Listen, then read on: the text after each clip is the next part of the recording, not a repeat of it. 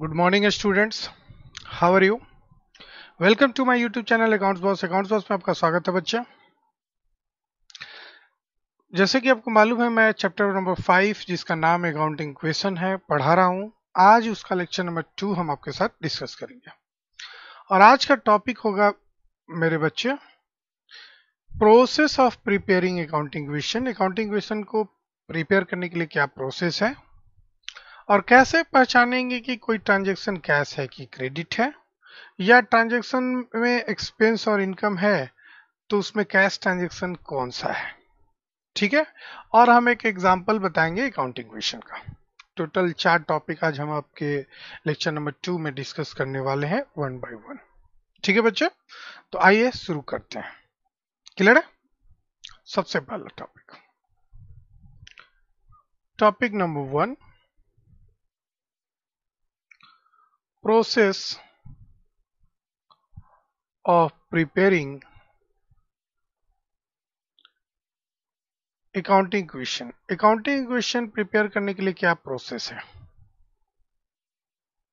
सबसे पहला नंबर 1 कि जो भी ट्रांजैक्शन आप देखेंगे क्वेश्चन में, जो भी लेन देन आपके क्वेश्चन में दी हुई होगी उसमें से पहचानेंगे, एसर्टेन करेंगे कि कौन सा ट्रांजैक्शन, मतलब उस ट्रांजैक्शन में कौन सा आइटम एसेट है, लायबिलिटी है और कैपिटल है। मतलब उस ट्रांजैक्शन से आप फाइंड आउट करेंगे कि उस ट्रांजैक्शन में एसेट्स, लायबिलिटी और कैपिटल किस पे फर्क पड़ रहा है, प्रभाव पड़ रहा है। मतलब जो भी आपके पास ट्रांजैक्शन दी हुई रहेगी आप उसमें से ढूंढेंगे कि उस ट्रांजैक्शन में एसेट्स, लायबिलिटी और कैपिटल किस पे फर्क पड़ रहा है। सबसे पहला काम आप ये करेंगे। नंबर 2, दूसरा काम करेंगे क्या इंक्रीज कर रहा है और क्या डिक्रीज कर रहा है, पता लगाएंगे। क्या करेंगे भाई? डिटरमाइन करेंगे कि इस ट्रांजैक्शंस में कौन सा फिगर, मतलब एसेट्स के बारे में पता करेंगे कि एसेट्स बढ़ रहा है कि घट रहा है, लायबिलिटीज बढ़ रहा है कि घट रहा है, कैपिटल बढ़ रहा है कि घट रहा है, हम उसको पता करेंगे। नंबर 3, फिर हम उसको एक अकाउंटिंग क्वेश्चन का रूप दे देंगे। हम फिर क्या करेंगे? उसको एक अकाउंटिंग क्वेश्चन का रूप दे देंगे, दिखा देंगे, शो कर देंगे। ठीक है ना, ताकि हमको ये पता चले कि जो लेफ्ट हैंड साइड है एसेट वो राइट हैंड साइड के बराबर हो जो कि लायबिलिटीज प्लस कैपिटल है। ठीक है ना, ये हमको पता चले। क्लियर है? तो हम कुल 3 स्टेप्स को फॉलो करके कोई भी अकाउंटिंग क्वेश्चन को बना सकते हैं। पहला काम क्या करेंगे? नंबर 1, हमेशा याद रखिएगा, पहले आपको ढूंढना है कि इस ट्रांजेक्शन्स में एसेट्स, लायबिलिटी, कैपिटल क्या क्या है। दूसरा हम उसमें पता करेंगे एसेट्स कितना बढ़ रहा है, एसेट्स कितना घट रहा है, लायबिलिटीज कितना बढ़ रहा है, लायबिलिटीज कितना घट रहा है, कैपिटल कितना बढ़ रहा है, कैपिटल कितना घट रहा है। और फिर हम उसको एक अकाउंटिंग क्वेश्चन का रूप दे देंगे, LHS इक्वल टू RHS, मतलब asset equal to liabilities plus capital. Number 2, कैसे आइडेंटिफाई करेंगे कि कोई ट्रांजैक्शन कैश है कि कोई ट्रांजैक्शन क्रेडिट है। कैसे ट्रांजैक्शन को आइडेंटिफाई करेंगे? बहुत अच्छा सवाल है ये। अक्सर ये आपको VBI है, वेरी वेरी इंपॉर्टेंट है, एग्जामिनेशन के लिए नहीं भाई, कॉन्सेप्ट के लिए। VBI for concept building. आपके कॉन्सेप्ट बिल्डिंग के लिए ये वाली बात बहुत ही इंपॉर्टेंट है। किसी ट्रांजैक्शन को देख के कैसे पता करेंगे कि वो ट्रांजैक्शन कैश है या क्रेडिट है। जानकारी नंबर 1, अगर उस ट्रांजैक्शन में मैं सेंटेंस लिख दूं क्या? चलो लिख देता हूं। When name of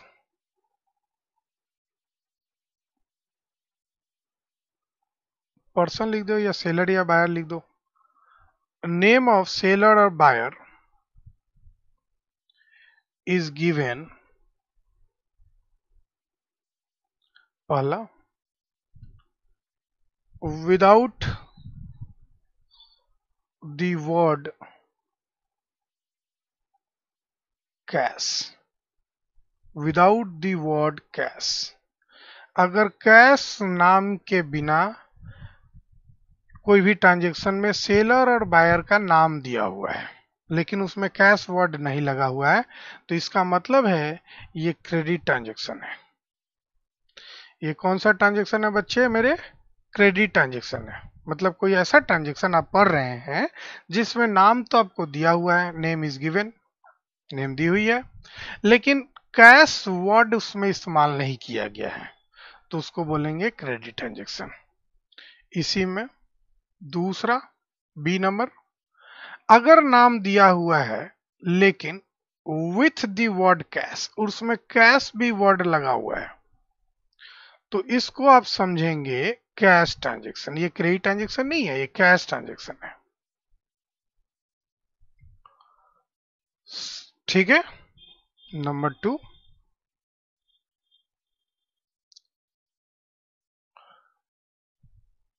when any name is not given, note given, कोई नाम नहीं दिया हुआ है तो सिंपली वो कैश ट्रांजेक्शन है। वो कौन सा ट्रांजेक्शन है? कैश ट्रांजेक्शन है। मतलब नाम दिया हुआ है और वर्ड कैश नहीं लगाया है तो क्रेडिट ट्रांजेक्शन, नाम दिया हुआ है और वर्ड कैश भी लगाया हुआ है जैसे Ramesh paid cash, cash purchase from Ramesh तो यहाँ वर्ड कैश लगा हुआ है। Good sold to Ramesh in cash, word cash लगा हुआ है तो ये कैश ट्रांजेक्शन होगा। और कोई नाम नहीं दिया हुआ है तो कैश ट्रांजेक्शन है। और तीसरी वर्ड कि अगर वर्ड कैश लगा हुआ है, अगर कोई ट्रांजेक्शन में वर्ड कैश है तो वो सिंपली कैश है तो कैश ट्रांजेक्शन होगा। तो यहां से आप सबसे पहले ये आप समझ गए हैं कि कौन सा ट्रांजेक्शन कैश है और कौन सा ट्रांजेक्शन कैश नहीं है। इसी कैश और क्रेडिट में थोड़ा एक्सपेंस और इनकम की भी चर्चा कर देते हैं। तीसरा टॉपिक आज की क्लास का जो है transaction of expense and income. कैसे पता करेंगे कोई ट्रांजेक्शन जो है वो एक्सपेंस का है, उसमें कैश है और इनकम है? तो सबसे पहला कि पेमेंट करते समय व्हाइल मेकिंग पेमेंट करते समय अगर कोई नेम लिखा हुआ है, अगर कोई नेम लिखा हुआ है कि जो व्यक्ति को हम पेमेंट कर रहे हैं उसका नाम लिखा हुआ है, cash paid to Ramesh, cash paid to Ramesh नाम लिखा हुआ है तो आप समझेंगे कि वो कैश ट्रांजेक्शन है। हम इसको अलग से बताना क्या इसलिए कोशिश की है ताकि एक्सपेंस और इनकम का भी थोड़ा समझ जाए। वो तो परचेज और सेल का था लेकिन अगर वो पहला 3 ठो समझ लिए हैं तो ये उसमें भी काम आ जाएगा, फिर भी मैंने आपको बताया। बी नंबर, अगर हम कोई पेमेंट अमाउंट रिसीव कर रहे हैं, मान लो कोई अमाउंट हम रिसीव कर रहे हैं, हमको इनकम हो रहा है, ठीक है ना, और जो पार्टी से पैसा रिसीव करे उसका नाम लिखा हुआ है तो भी हम समझेंगे वो कैश ट्रांजेक्शन है, तभी हम समझेंगे वो कैश ट्रांजेक्शन है। तो सबसे पहले तो आज हमने आपको सिखाया कि अकाउंटिंग क्वेश्चन करते समय किन किन बातों को ध्यान में रखते हैं। नंबर 2 हमने आपको समझाया कैसे किसी ट्रांजेक्शन को पढ़ के समझ सकते हैं कि वो ट्रांजेक्शन कैश है कि क्रेडिट है। क्लियर है मेरे भाई? नंबर 4 एग्जाम्पल आज सिखाएंगे। नंबर 4 आज हम आपको एग्जाम्पल सिखाएंगे कैसे सॉल्व करते हैं अकाउंटिंग क्वेश्चन के क्वेश्चन को। तो सबसे पहले तो आप क्वेश्चन नोट कीजिए कि prepare the accounting equation, short में कोई वर्ड नहीं होता, मैं मुंह से बोल दिया हूँ, अकाउंटिंग है ये, accounting equation on the basis of following transaction, आपके पास कुछ ट्रांजेक्शन्स दी हुई है, उन ट्रांजेक्शन्स को देख के आपको अकाउंटिंग इक्वेशन बनानी है। Number 1, started business with cash ₹1,00,000। एक बिजनेस आप स्टार्ट किए 1,00,000 रुपया से। दूसरा, यहाँ हम क्लियरली लिख दे रहे हैं क्रेडिट ट्रांजेक्शन, तो इसलिए कोई दिक्कत ना हो। Credit purchase of goods worth ₹60,000। मैंने क्लियरली बोल दिया कैश है कि क्रेडिट है। Goods purchase for cash for ₹20,000। एक गुड्स खरीदे हम 20,000 का। चौथा, purchase of machinery for cash ₹35,000, 35,000। और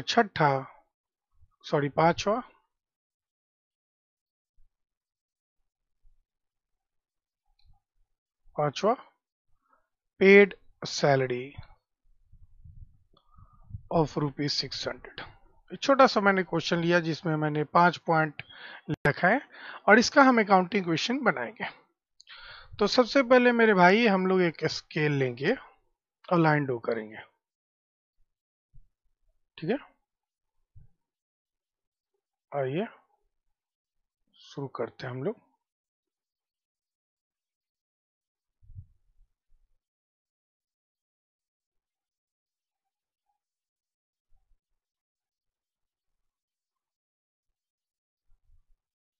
अब वैसे तो स्केल की सहायता से ले सकते हैं, जैसे कि मेरे पास भी स्केल है।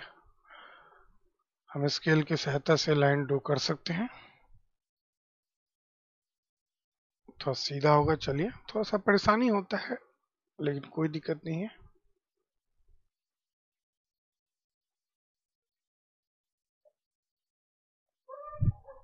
चलिए,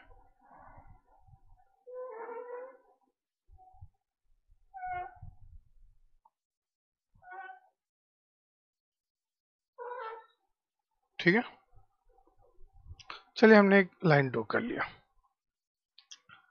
आप यहाँ पे सीरियल नंबर का भी एक लाइन चाहते हैं कि पतला सा ड्रॉ कर ले तो ड्रॉ कर सकते हैं। लीजिए, मैं आपका बात मानता हूँ।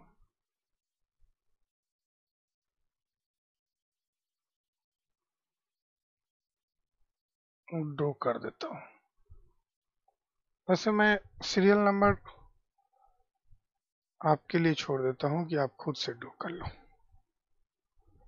ठीक है मेरे भाई, खूब सुंदर सा लाइन हमने ड्रॉ कर लिया। सबसे पहले तो यहाँ पे लिखेंगे ट्रांजेक्शन्स। जो भी ट्रांजेक्शन्स है उनके नाम लिखेंगे। और मेरे भाई एक काम और करेंगे आप, वो काम है यहाँ पे एक पतला सा लाइन ड्रॉ कर लेंगे। देखिए, मेरा लाइन थोड़ा सा ये मूव करते हुए यहाँ से मैं एक पतला सा लाइन यहाँ पे ड्रॉ कर लेना, इसलिए आप चौला लाइन ड्रॉ करेंगे। ठीक है, आइए यहाँ पे मैं नाम लिखता हूं एसेट्स, और यहाँ पे छोटा सा इक्वल टू देता हूं, और यहाँ पे लिखता हूं लायबिलिटीज, और यहाँ पे प्लस कैपिटल। आप चाहते हैं कि थोड़ा सा लायबिलिटी को इधर मूव करे तो कर सकते, कोई दिक्कत नहीं। अब सबसे पहले एसेट्स का नाम जैसे जैसे आपको मिलेगा आप वहां पे लिखते जाएंगे। जो भी एसेट्स का नाम मिलेगा यहाँ पे प्लस करके लिखते जाएंगे। ठीक है, तो सबसे पहले तो एसेट्स में कैश हर जगह है, कैश है। अब वैसे तो हम सारे ट्रांजेक्शन को एक बार देख के ही नाम शुरू में लिख लेंगे, लेकिन अब अगर हम पहले ट्रांजेक्शन से ही बात करें तो पहले ट्रांजेक्शन में हम लोग देख रहे हैं नंबर 1 ट्रांजेक्शन कि स्टार्टेड बिजनेस विथ कैश ₹1,00,000। हमने एक बिजनेस स्टार्ट किया पैसे लगा के ₹1,00,000। तो अगर हम ये मान लो हमारा बिजनेस है, कपड़ा की दुकान है, और इस कपड़े की दुकान में हमने ₹5,00,000 लगाया, ₹5,00,000 सॉरी ₹1,00,000 हमने लगाया। तो बिजनेस में जब हम पैसा लेके गए कैश में, तो वो किस रूप में लेके गए? कैपिटल के रूप में लेके गए। बिजनेस में हमने ये कैश है, मान लो ये कैश है, इस कैश को ले गया और बिजनेस में लगाया, इन्वेस्ट किया कैश। तो बिजनेस में क्या आया? कैश आया। किस रूप में आया? तो कैपिटल के रूप में आया, है ना। तो आपने यहां पे देखा कि इस ट्रांजैक्शन में कैश तो है ही है, इस ट्रांजैक्शन में कैश तो है ही है, और कैपिटल तो है ही है। कैपिटल चेंज नहीं होता है। वैसे लायबिलिटी की नाम चेंज होगी, लायबिलिटी का डिफरेंट डिफरेंट नाम होगा तो लायबिलिटी चेंज हो सकता है, लेकिन कैपिटल वही होगा। ठीक है बच्चे। तो आइए सीरियल नंबर 1 ही हम लोग पहला बनाएंगे। पहला number 1, started business with cash. Question लिख लेते हैं, ट्रांजेक्शन यहाँ पे लिख देते हैं स्टार्टेड। अपनी कॉपी को आप घुमा लीजिएगा। Business with cash ₹1,00,000। हमने एक बिजनेस स्टार्ट किया ₹1,00,000 में। तो बिजनेस में ₹1,00,000 कैश आया, बिजनेस में ₹1,00,000 कैश आया, और साथ ही साथ बिजनेस में कैपिटल भी आया 1,00,000। साथ ही साथ बिजनेस में कैपिटल भी आया 1,00,000। क्लियर है। नंबर 2, ध्यान दो, credit purchase of goods ₹60,000। Credit purchase of goods ₹60,000। हमने कुछ उधार में सामान खरीदा, गुड्स खरीदा। और जब भी गुड्स खरीदेंगे ना उधार में, तो आपका गुड्स यानी कि स्टॉक बढ़ेगा, गुड्स यानी कि स्टॉक इंक्रीज करेगा। ठीक है। और जब हम उधार में गुड्स खरीदते हैं तो हम किस से खरीदते हैं? आपको मालूम होना चाहिए। हम ये जो मान लो ये हम माउस खरीदे, तो ये हम माउस उधार खरीदेंगे तो हम किस से खरीदेंगे? क्रेडिटर से खरीदेंगे। गुड्स किससे परचेज किया जाता है उधार में? क्रेडिटर। और क्रेडिटर क्या होता है बच्चे? लायबिलिटी होता है। यानी यहां पे हमको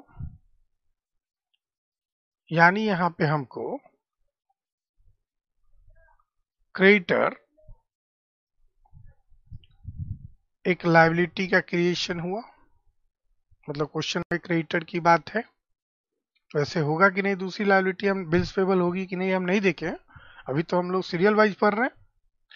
तो अभी अगर हम क्रेडिट परचेज ऑफ गुड्स की बात करेंगे तो हम उधार खरीद के लाएंगे, या माउस खरीद के हम लाएंगे। तो माउस खरीद के लाएंगे तो मेरा क्रेडिटर उधार बढ़ेगा, कर्ज बढ़ेगा, लायबिलिटी बढ़ेगा, इंक्रीज करेगा लायबिलिटी।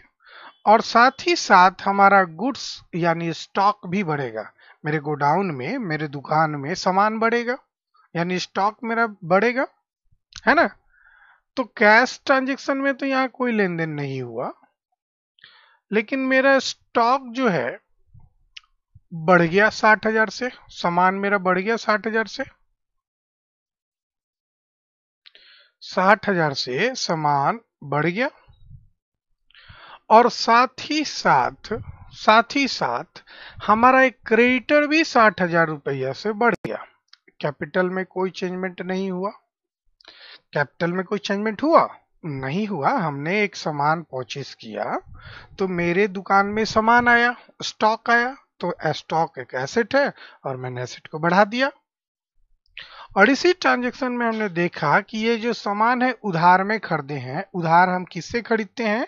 तो क्रेडिटर से खरीदते हैं। क्रेडिटर क्या होता है बच्चे? एक लायबिलिटी होता है। तो हमें लायबिलिटी भी बढ़ाना होगा। मेरे ऊपर एक लायबिलिटी हो गया ना कि हम उधार खरीद के लाए हैं, उसको पेमेंट करना है, हम सोच रहे हैं, मेरे दिमाग पे बोझ आ गया। तो जैसे ही लगे बोझ आ गया है तो वो हो गया क्रेडिटर। ठीक है, अब हम क्या करेंगे ना, एक इक्वेशन तैयार करेंगे। हाँ जरूर, हम स्केल का यूज करेंगे। लीजिए हम स्केल का यूज करते हैं।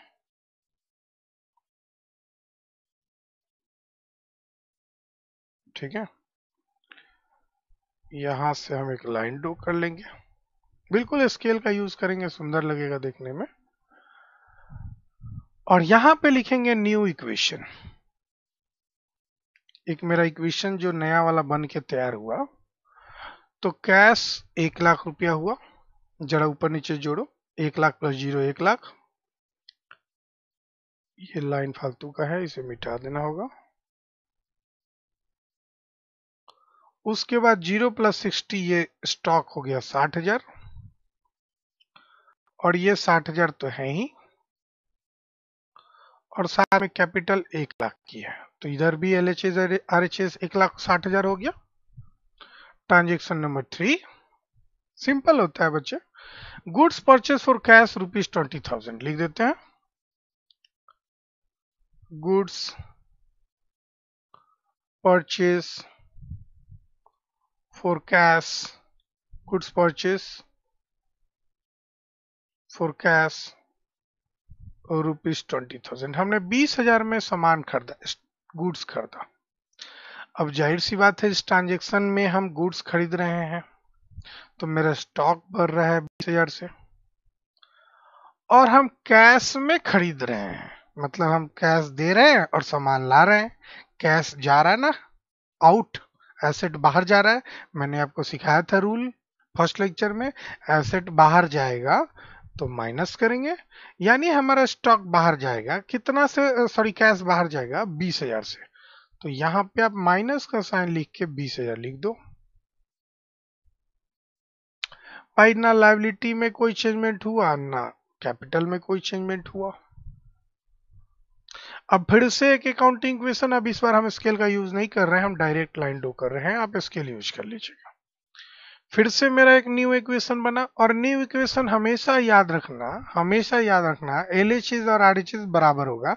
अगर नहीं बराबर हुआ तो समझ लेना आप गलत किए हैं। हर ट्रांजेक्शन हर लाइन में आप देखिएगा कि एसेट और लायबिलिटी बराबर हो रहा है। नहीं हो रहा है तो कुछ गलत हो रहा है। अब 1 लाख में से 20,000 घटा देंगे तो ये हो जाएगा 80,000। और यहाँ 60,000 में 20,000 जोड़ देंगे तो ये हो जाएगा 80,000, 80,000। और यहाँ तो 60,000 प्लस 0 60,000, और 1 लाख प्लस 0 1 लाख। यहाँ कोई चीज नहीं, 1,60,000। आप गौर करो, 80 1,60,000, और इधर भी 1,60,000। फिर से ट्रांजेक्शन नंबर 4 लिखो। ट्रांजेक्शन नंबर 4 आप देखो, purchase of machinery for cash 35,000। Purchase of machinery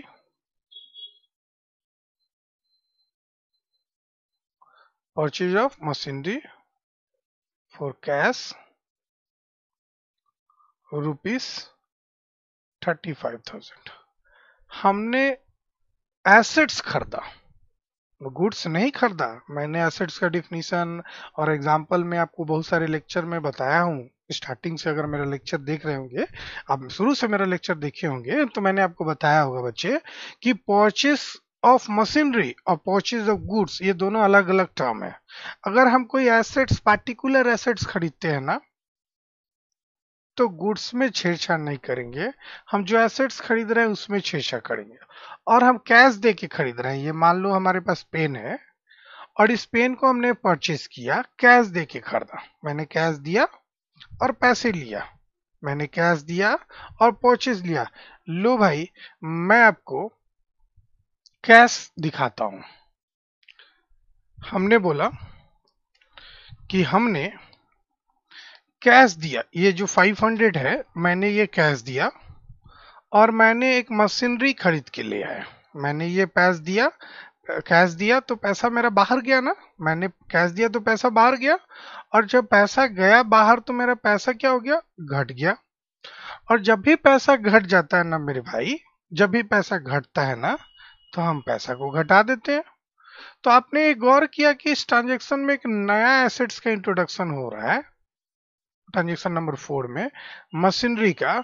तो हम जो एसेट्स भर रहा है तो यहाँ पे हम मशीनरी का एक कॉलम बना देंगे। वैसे शुरुआत में ही पढ़ लेंगे सारे ट्रांजेक्शन को पढ़ के कि कितने एसेट्स का कॉलम बनेगा, उसके अनुसार आप इक्वल टू करेंगे तो हौच-पौच नहीं होगा, कुछ काट-कूट नहीं करना होगा। ये शुरुआत में ही करना होता है, सारे ट्रांजेक्शन को पढ़ लेना होता है। लेकिन बार बार अगर नहीं भी पढ़े तो एक स्पेस लेके बनाएंगे हम, है ना। तो आइए परचेज ऑफ मशीनरी किए तो गौर करो, हमारा जो मशीनरी है वो बढ़ गया 35,000 से, और 35,000 से मेरा कैश घट गया मेरे बंधु, और स्टॉक में कोई चेंजमेंट नहीं हुआ, जीरो। लायबिलिटी में कोई चेंजमेंट नहीं हुआ, कैपिटल में कोई चेंजमेंट नहीं हुआ। तो जो मेरा इक्वेशन बन के तैयार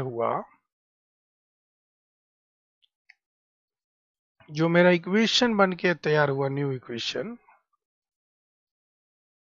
वो कुछ इस प्रकार हुआ। 80 में से 35 घटा देंगे तो 10 में से 5 गया 5, 7 में से 3 45 हो जाएगा।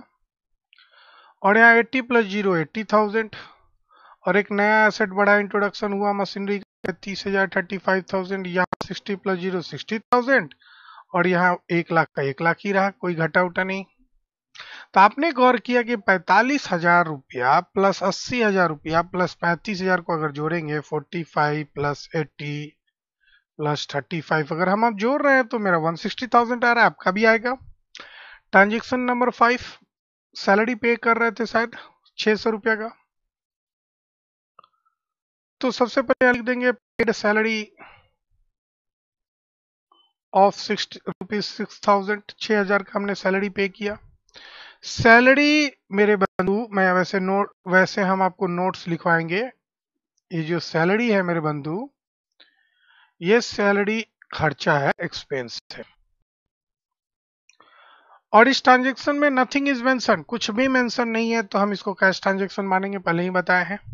इफ न चौथा पॉइंट हमने आज का अगर देखेंगे ट्रांजेक्शन की, यहाँ पे कि कोई भी ट्रांजेक्शन में वर्ड कैश लिखा हुआ रहे या कोई ट्रांजेक्शन में कुछ मेंशन नहीं है तो हम उसको कैश ट्रांजेक्शन मानते हैं।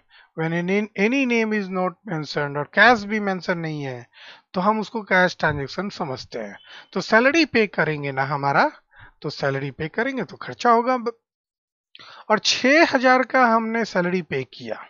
और मैं बता दूं, जब भी आप खर्चे करेंगे ना तो आपको नुकसान होगा, खर्चे करने से लॉस होती है, और लॉस के कारण आपका कैपिटल घटेगा।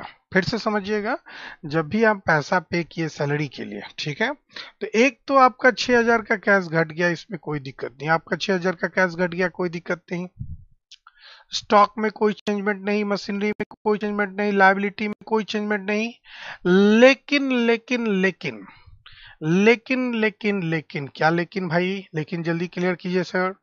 आप जब भी खर्चे करेंगे तो याद कीजिए रूल हमने लिखवाया था, एक्सपेंस लॉस के कारण कैपिटल को घटाना पड़ता है। तो हम यहाँ पे कैपिटल में 6,000 रुपया माइनस कर देंगे। अब चूंकि क्वेश्चन में कोई इक्वेशन नहीं है तो ये हमारा फाइनल इक्वेशन बन के तैयार हुआ, और ये बन के मेरा खत्म हो गया।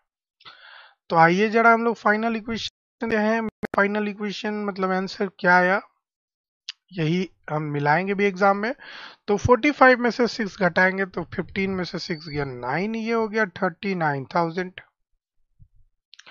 और 80,000 प्लस 0 80,000, और 35,000 0 35,000। तो अगर हम जोड़ेंगे और इसको 60 प्लस 0 60,000, और 1 लाख में से 6,000 घटा देंगे तो 94,000। अब इन जोड़ के देख लेते हैं, ये हमारा यहाँ से लेके यहाँ तक LHS है, और ये वाली पोर्शन RHS है। तो जरा जोड़ के देख लेते हैं।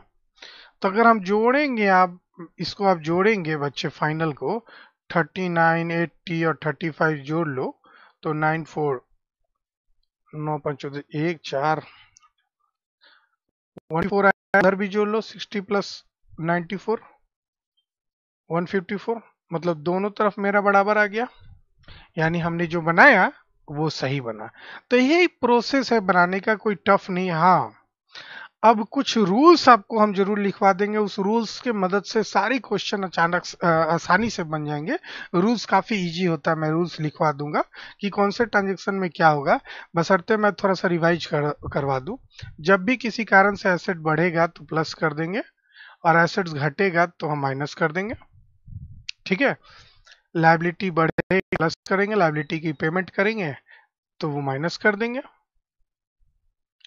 कैपिटल में थोड़ा सोचना है, कैपिटल इंट्रोड्यूस होगा तो प्लस होगा, कैपिटल में प्रॉफिट होगा तो प्लस होगा, कैपिटल में रेवेन्यू आया तो प्लस होगा, कैपिटल में इनकम आया तो प्लस होगा, और कैपिटल में ड्राइंग होगा तो माइनस होगा, कैपिटल में खर्चा होगा एक्सपेंस होगा तो माइनस होगा, कैपिटल से लॉस होगा तो माइनस होगा कैपिटल से। तो ये जो कैपिटल में है इंट्रोडक्शन से प्लस होगा, ठीक है, प्रॉफिट होगा तो कैपिटल प्लस होगा, रेवेन्यू होगा तो कैपिटल प्लस होगा, इनकम होगा तो कैपिटल प्लस होगा, ड्राइंग करेंगे तो कैपिटल माइनस होगा, खर्चे करेंगे तो कैपिटल माइनस होगा, लॉस होगा तो कैपिटल माइनस होगा। तो ये चीजों को आपको बस थोड़ा सा ध्यान रखना है और कुछ नहीं। ठीक है बच्चे, तो आज के लिए इतना ही लेक्चर, तब तक के लिए बाय, टेक केयर।